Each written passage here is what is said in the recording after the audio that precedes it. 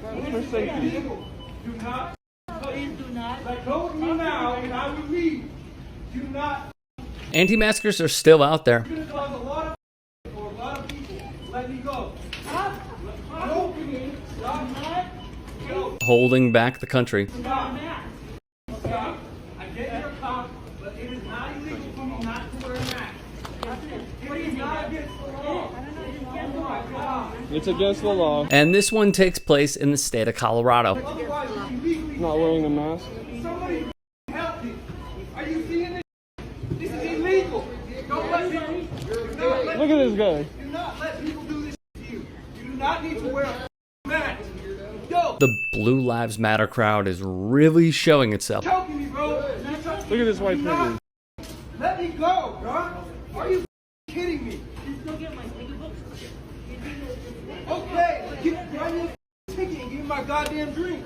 Or is it all lives matter? I don't know. I can't keep up. You cannot act like this, bro. So the anti-masker screams and hollers this is his rights being violated when of course they're not, and gets himself arrested. Here's a closer look at a man who does not believe in the sanctity of human life and protecting others because of his selfishness. He does not think all lives can matter because parading around town maskless in a pandemic is more important. As Trump's domestic terrorists stormed the Capitol trying to implement authoritarian rule because the screw your feelings crowd really got in their feelings about losing an election they thought was winnable, they did so in one very important way: maskless. This is essentially biological warfare on the American people, as many of these insurrectionists will carry the virus back home throughout the country.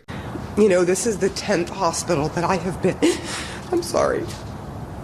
This is the 10th. I apologize. I'm going to try to get through this. This is the 10th hospital that I have been in. And to see the way that these families have to live after this and the heartache that goes so far and so wide. Sarah Seidner of CNN can barely hold together the insurmountable loss of life she has seen and the toll COVID has taken on the body throughout many hospitals in the country. The U.S. recorded more than 4,300 coronavirus deaths on Tuesday. That is, again, a new high. Nearly all metro areas, over 500,000 persons, are in full resurgence. More people dying from the virus in the past week than who died from the flu last year. That 4,300 number, it's already outdated. Today's number, 4,610. So why are we here? Because the Trump administration never took it seriously. They lied and lied and lied. Trump and his fellow white supremacists had one goal in mind: winning the election. It was a mandated strategy to deny repeatedly because clearly 74 million people agreed with it and supported it. They put more effort in disinformation and conspiracy theories than they did caring for the people, locking down the country because, as we know, if the virus has nowhere to go, it dies. Yet this was a full-on onslaught by this administration. It's why the National Basketball Association had to go into a bubble in Florida. It's why the National Hockey League had to do the exact same. It's why many fans of the National Football League cannot go to games.